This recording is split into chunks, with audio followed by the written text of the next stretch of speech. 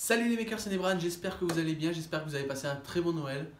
Aujourd'hui on se retrouve pour le 35e et dernier épisode de ma série d'impression 3D pour l'année 2017. Vous en faites pas, ça continue en 2018. C'est parti.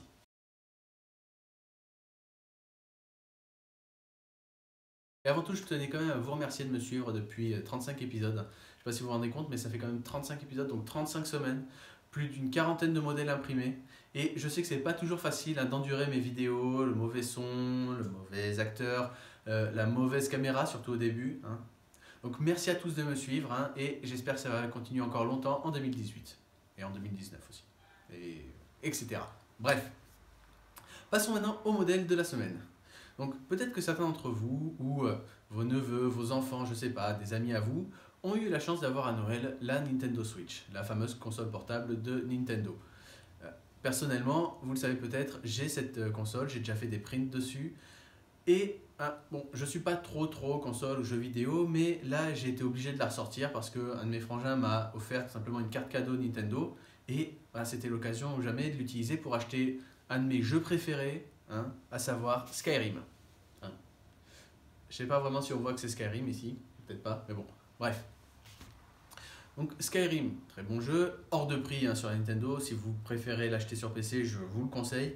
Mais bon, là il vient avec toutes les add-ons et franchement, c'est quand même sympa de pouvoir rejouer à Skyrim sur un nouveau support. Bref, donc en ressortant la Switch, j'ai ressorti également les accessoires que j'avais imprimés, à savoir ceci. C'est tout simplement, on met la Switch dedans et ça donne un meilleur grip, un meilleur effet manette de jeu. Et je me suis dit, j'aimerais bien avoir aussi cet effet-là quand je joue, mais sans avoir la Switch devant moi, sans avoir l'écran devant moi quand c'est sur la télé. Et le problème, c'est que le seul objet qu'on nous donne avec la Switch pour faire ça, c'est ceci. Et cette manette de Switch, si vous la connaissez, elle est beaucoup trop carrée. C'est simple. Quand on la tient, quand on tient une manette, on la tient généralement comme ça. Vous voyez, c'est plus incliné. Normalement, ça devrait être plus incliné, un angle un petit peu comme ça. Là, c'est beaucoup trop carré. Les boutons sont beaucoup trop carrés. Il faudrait jouer comme ça pour que ce soit correct. Et on ne joue pas comme ça. Non, on joue comme ça. Et du coup, cette manette, ça va bien 10 minutes, mais au bout d'un moment, ça commence à devenir désagréable de jouer comme ça. C'est pas très ergonomique.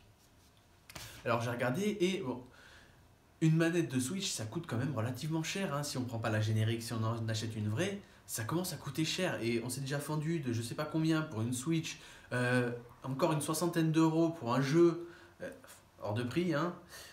On va pas encore dépenser 50 € pour une manette.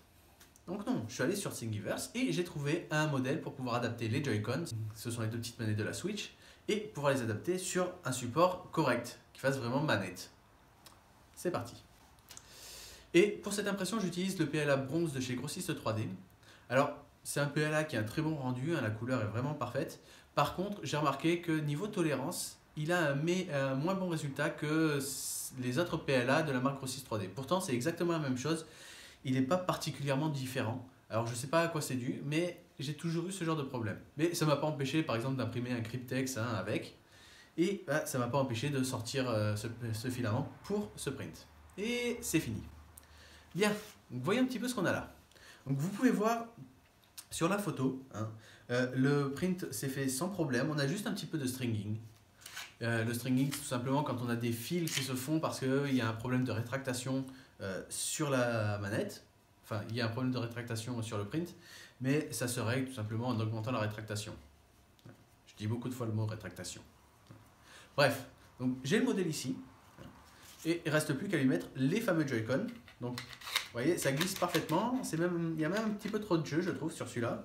Par contre, celui-là, alors je pense que c'est à cause du stringing, mais il y a moins de jeu, il n'y a pas de jeu, quoi, ça ne bouge pas. Et c'est mieux dans ce cas-là que dans ce cas-là.